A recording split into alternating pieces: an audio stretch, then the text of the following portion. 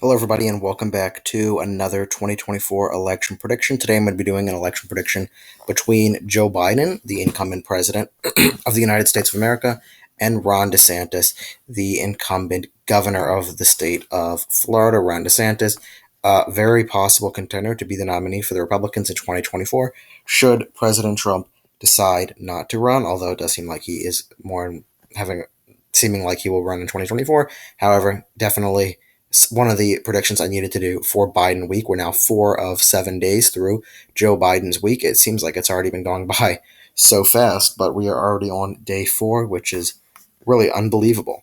Before I begin this video, please make sure to go ahead and subscribe to the YouTube channel as we get closer and closer to 450 subscribers and ultimately 500 subscribers, 9 away from 450 and 59 away from 500. If you haven't subscribed already, please go ahead and consider subscribing. And without further ado, let's get right into our safe Joe Biden states.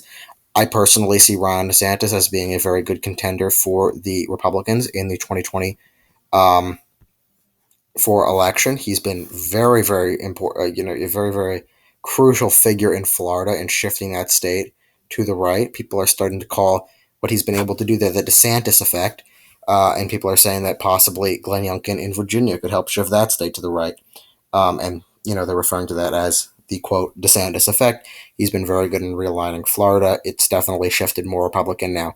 I don't know how far Republican. We'll see what happens in 2024. But when you look at the polls, DeSantis will handily win his governor race, and Rubio will handily win his Senate race. And when you look at party affiliation, Republicans now the majority there. I say this almost every video, but it is very crucial to look at to see where the trends are happening and which politicians are being successful in facilitating those trends. But anyway, Colorado would be likely for Joe Biden, as well as Virginia. I also see the states of New Hampshire and Maine being likely. Joe Biden popular in the Northeast, and those areas are becoming, aside from Maine second, more and more of a Democrat area. Likely Republicans are Iowa, Ohio, Maine second nonetheless, as well as Texas and Florida. All likely for the Republicans, 5 to 6 points for Texas, same for Florida.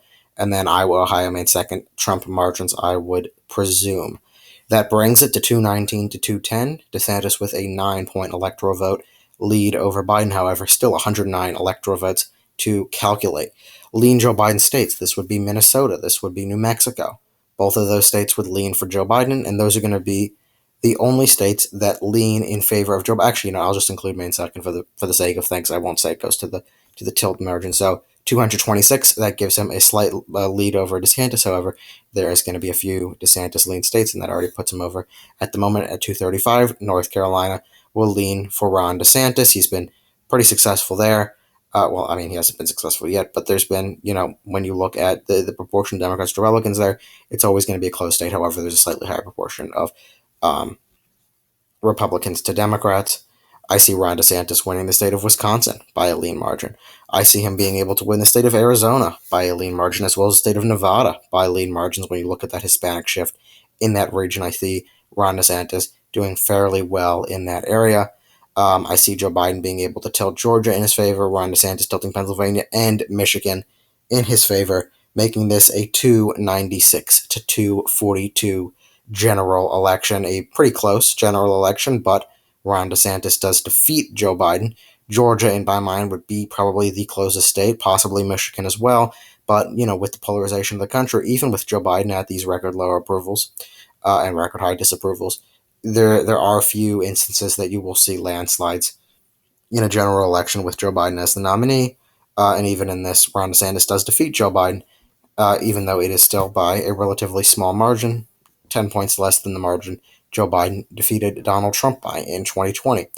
Anyway, let's shift the entire map to their original colors, and we can look at that shift in proportion of the states. 296, 242, Ron DeSantis wins the presidency.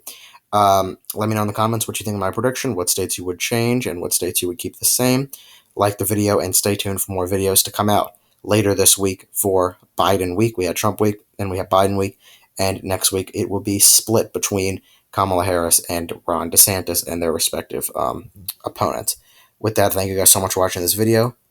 Make sure to subscribe once more, and have a great day.